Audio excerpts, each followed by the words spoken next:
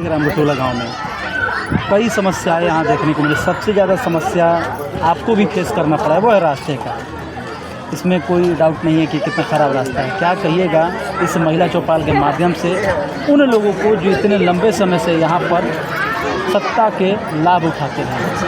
बहुत बहुत दुख होता है और आश्चर्य होता है कि आज़ादी के इतने साल बाद भी यहाँ उपस्थित लोगों को गुलामी का एहसास हो रहा है। अभी अभी आपने सुना होगा ईश्वर जी ने कहा कि आज़ादी तो मिल गई अंग्रेज़ों से, लेकिन ऐसा लगता है कि अभी भी हम लोग गुलाम हैं। बहुत अफसोस की बात है कि यहाँ से जो विधायक हैं, कितने बार के विधायक रह चुके हैं। इस गांव से ही हमारे एमएलसी जी भी हैं जो 10 साल से रह चुके हैं। लेकिन क्या दिया है उन्होंने अपने गांव को? क्या किया है उन्होंने? मैं ये जानना चाहती हूँ। आखिर इन भोली भाली जनता को दुख तकलीफ में छोड़कर चले जा रहे हैं, धोखा दे रहे हैं, तो क्यों कर रहे हैं वो लोग इस तरीके का कार्य? लगातार आप क्षेत्र में भ्रमण कर रही हैं, कई समस्याएं देखने को मिल रही हैं। क्या लगता है कि लोग उन समस्याओं के वजह से आपकी तरफ कुछ झुकाव रखें यदि आपको विधानसभा का टिकट मिलता है तो? जी बिल्कुल, इसमें तो मुझे नहीं लगता है कि कोई संदेह है, क्योंकि लोग काफ़ी परेशान हैं। उनकी समस्याओं का अभी तक समाधान नहीं हुआ है और सरकार भी कुछ कर नहीं रही है। कुछ खास तो उन्होंने किया नहीं है और जो योजनाएं आ रही हैं उनका लाभ नहीं मिल रहा है। अगर आप देखें तो अब चुनाव के समय रोड का शिलान्यास किया जा रहा है। आखिर चुनाव के समय क्यों किया जा रहा है? चुनाव जीतने के बाद क्यों नहीं किया गया? ये बहुत ही अफसोस की बात है कि यहाँ के लोगों के बारे में कोई नहीं सोच रहा है। सब सिर्फ अपने फ़ायदे के लिए कार्य कर रहे हैं। मैडम, आज बड़ारा की धरती पर प्रशांत किशोर ने जो बयान दिया है लालू के यादव के परिवार पर, कि लालू यादव के परिवार में इतने ज़्यादा मुख्यमंत्री भी हुए और अपने परिवार के बारे में सोचते हैं।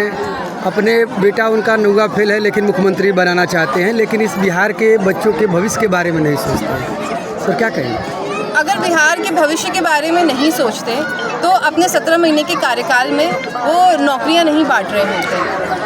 और जो अगर आप देखें आज जो युवा का क्रेज़ है और जो विश्वास है तेजस्वी यादव के प्रति, वो नहीं होता।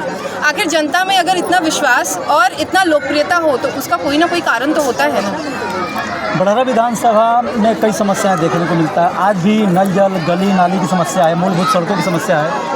वजह क्या है? नेता का वजह है या जातिवाद का वजह या जात की राजनीति वजह है?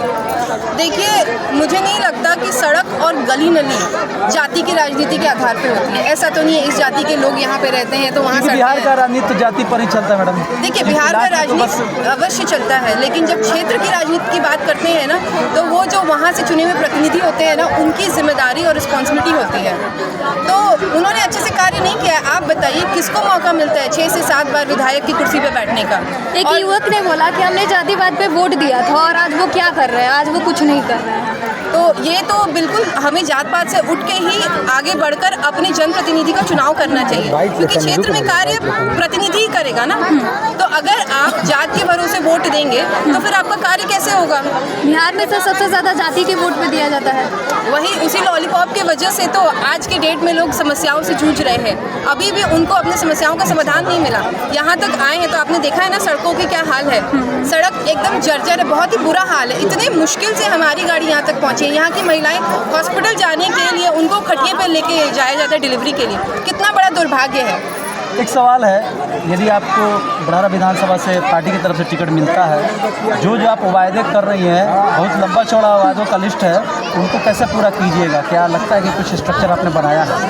देखिए, मुझे लगता है कि अगर कोई आदमी या कोई भी इंसान कोई कार्य करता है तो उसके लिए एक रोड मैप और एक विजन का ज़रूरत है। मेरे पास विजन भी है और रोड मैप भी है और मुझे बहुत अच्छे से पता है कि प्रायोरिटी लिस्ट पे मुझे क्या क्या कार्य करना है। और दूसरी बात मैं ये बताना चाहूँगी कि अगर आप जात की बात करें और पार्टी की बात करें तो आपको बहुत सारे ऐसे एमएलएस भी मिलेंगे जो बात में अपनी पार्टी चेंज करते हैं। टिकट न मिलने पे इस पार्टी से उस पार्टी में फांदते रहते हैं। तो आप बताइए कि किस तरह से ये जात की राजनीति हुई? सबसे ज़्यादा यहाँ पे लोग परेशान हैं सड़क से। वो बोलते नज़र आ रहा है कि अगर उन्हें रोड नहीं मिलेगा तो वोट नहीं मिलेगा। क्या उनकी समस्या को आप समाधान कर दीजिएगा? देखिए, ये उनका जो कहना है ना कि रोड नहीं मिलेगा तो वोट नहीं मिलेगा, ये बहुत अच्छी बात है और बहुत अच्छी पहल है और उनको इस चीज़ पे कायम भी रहना चाहिए, क्योंकि उनको इसी बात पे तो छला जा रहा है। हर बार आते हैं जो हमारे विधायक रह चुके हैं और जो विधायक हैं वो आते हैं इसी बात का छलावा देते हैं और बार बार विधायक बन जाते हैं। विधायक की कुर्सी पे बैठते हैं, सत्ता के लोभ लालच में रहते हैं लेकिन अपनी जनता के लिए कुछ नहीं करते हैं। वो अभी चुनाव का समय अभी नज़र आएंगे, लेकिन जीतने के बाद वो दिखाई भी नहीं देते हैं, वो एकदम लुप्त हो जाते हैं, उन तक लोग पहुँच भी नहीं पाते हैं। आप अगर पूछेंगे यहाँ जो लोग बैठे हैं उनसे तो वो खुद बताएंगे, वो उनके दरवाजे पे जाते हैं और उनको पता चलता है कि वो विधायक जी हैं। अभी एक बुजुर्ग ने कहा था कि आप कम से कम गिट्टी गिरा दीजिए ताकि आने जाने लोगों के लिए समस्या नहीं होगी, तो क्या वो आप काम कीजिएगा? बिल्कुल करेंगे, क्यों नहीं करेंगे। आखिर हम आए ही समाज सेवा करने के लिए, लोगों के बीच में आए हैं, उनकी परेशानी सुनने के लिए चौपाल लगा रहे हैं। तो जब मुझे उनकी परेशानी के बारे में पता चलेगी तभी तो मैं समाधान करूँगी। तो आप ज़रूर काम कीजिएगा, गिट्टी गिरेगा, लोग आएंगे जाएंगे। अब बिल्कुल, वो आप भी देखिएगा और आपकी चैनल कवरेज भी करें।